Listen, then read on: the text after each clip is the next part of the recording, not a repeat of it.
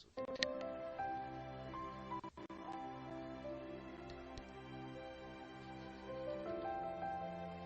Je vous propose des morceaux. Qu'est-ce que tu incarnes dans ta vie? Qu'est-ce que tu incarnes dans ta vie? Pas qu'est-ce que tu penses, ni qu'est-ce que tu dis, mais bien qu'incarnes-tu dans ta vie au quotidien? Est-ce que tes paroles et ta vérité sont en adéquation avec ce que tu fais? Vis-tu ce que tu enseignes?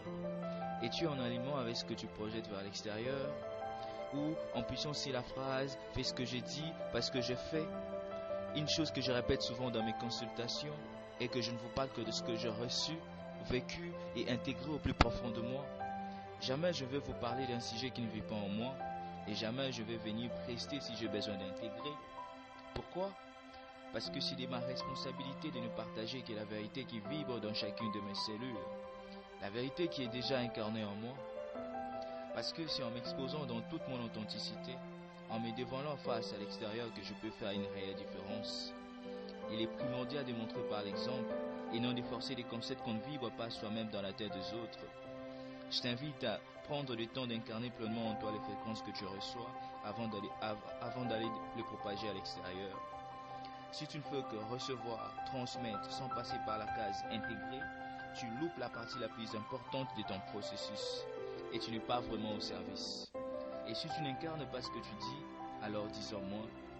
J'ai conscience que ces deux dernières phrases peuvent résonner très durement dans vos oreilles, mais il est temps qu'on arrête de vivre en conformisme sans saveur, où on ne fait que rabâcher de manière mécanique les informations qui ne s'imprègnent pas en nous. Le monde plus que jamais a besoin de cœurs ouverts, des personnes qui prennent le risque d'être authentiques, d'être vues, d'être challengées et de se montrer nus.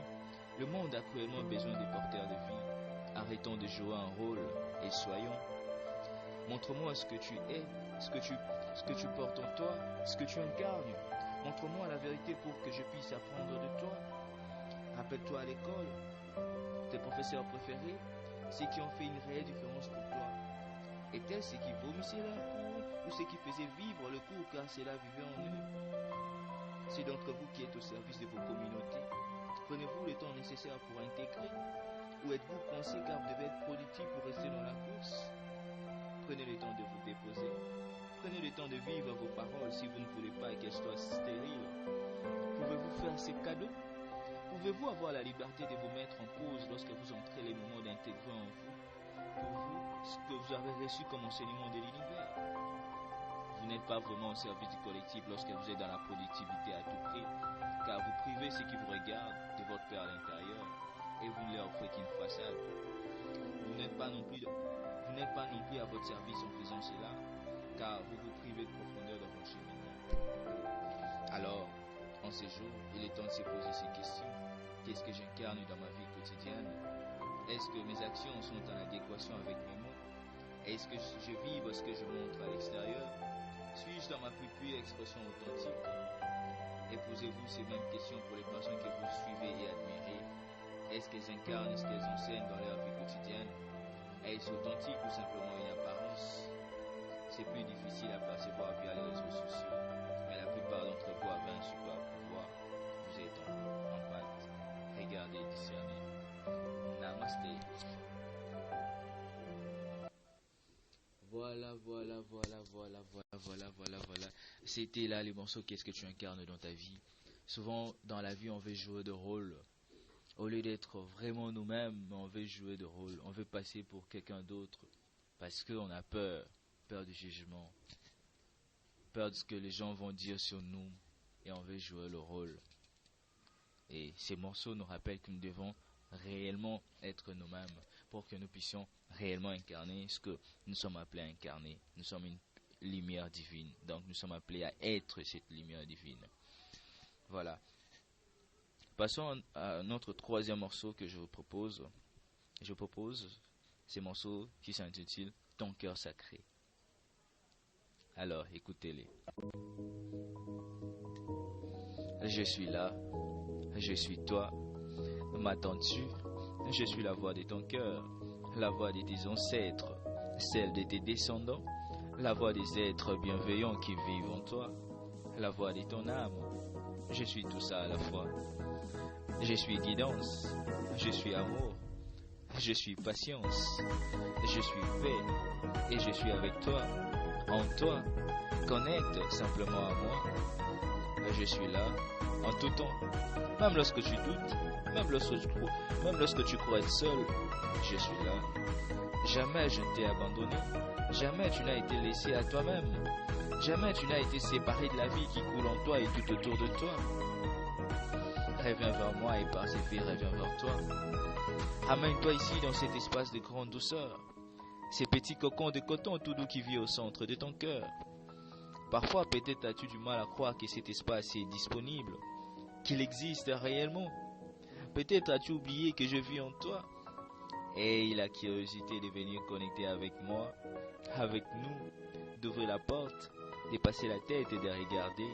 Peut-être seras-tu surpris, car cet espace est bien là, car je suis bien là, nous sommes bien là, car cette voix est la tienne, et rien ne peut nous séparer quoi que tu ressentes. Quelle que soit l'illusion qui t'est présentée, nous sommes un grand tout, porté de la sagesse de la vie. Reviens dans ton cœur maison. Laisse-toi la possibilité de vivre avec la confiance que tu n'es jamais abandonné. Plonge dans cette confiance. Viens t'y connecter de toutes tes forces. Je t'aime. Je ne t'abandonne pas. Je suis là chaque minute. Reviens vers moi. Ton cœur sacré. Namasté. Voilà, c'était là ton cœur sacré. Un morceau qui nous rappelle d'avoir une vie de connexion, bien entendu, avec notre cœur sacré, notre lumière intérieure. Et très souvent il est là, mais très souvent il est là, mais nous l'écoutons pas. Pourquoi? Parce que nous avons tendance à trouver le divin ailleurs, alors que le divin se trouve déjà à l'intérieur de nous. Et si on rentrait déjà à l'intérieur de nous pour écouter les divins, ça créait déjà une grande différence. Et ces morceaux nous faisaient ces rappels à la reconnexion de notre cœur sacré. Voilà. Et maintenant, je vous parle, je vous propose un autre morceau qui s'intitule L'entrepreneuriat. Ah ben voilà, je vous le propose plutôt. Écoutez-le. Relax, Christine. Relax, Christine. Je sais que l'entrepreneuriat est une activité à risque. Tu peux soit gagner ou soit perdre, ou soit ne rien gagner et ne rien perdre. Avoir le sentiment d'être toujours dans la cage du départ, c'est normal de te sentir à part, surtout quand tu as investi une grosse part et qu'à la fin tu ne te retrouves pas. Je sais aussi que sur ton business plan, tout est dessiné et clair, car les sondages et les pronostics ont montré que c'était toi le vainqueur. Alors paradoxalement, tu t'interroges pourquoi c'est malheur. L'entrepreneuriat est une activité à risque, oui c'est vrai. Pour moi, il n'y a que les gagnants qui se lancent, car si on gagne, on a gagné. Et si jamais on perd, on a au contraire gagné. Gagner l'expérience, on apprivoise le processus et on connaît les chemins. Car la beauté du succès n'est pas seulement le produit fini, mais tous les chemins parcourus. Relax, Christine. Relax, ma petite chérie Christine. Ne laisse jamais le chèque te faire croire que tu ne vaux rien, car l'ego en profitera pour te bombarder des pensées qui ne sont même pas tiens, pour perpétuer ces cycles d'agression, ces cycles de malédiction. Je te demande de faire la révolution intérieure, afin de surtout nettoyer de toutes tes blessures intérieures, pour laisser les divins s'incarner en toi. C'est alors là que le succès sera en rendez-vous pour toi. Plus jamais tu vivras la douleur de la concurrence, plus jamais tu traiteras tes clients par apparence, car tu seras en mode vigilance à cause de la conscience et la présence. L'entrepreneuriat est une activité à risque, oui c'est vrai. Pour moi, il n'y a que les gagnants qui se lancent, car si on gagne, on a gagné. Et si jamais on perd, on a au contraire gagné. Gagner l'expérience, on apprivoise le processus et on connaît le chemin. Car la beauté du succès n'est pas seulement le produit fini, mais tout le chemin parcouru. Respire, Christine. Respire profondément, ma petite Christine. Tu avais raison de ta faillite ne résidait pas sur ton management. Au contraire, elle est basée sur la qualité de ton cœur généralement. Car un cœur impur attire à soi des expériences négatives et un cœur pur attire à soi des expériences positives. C'est la loi de la nature, c'est comme ça. N'essaie surtout pas de toucher au fétiche, car ça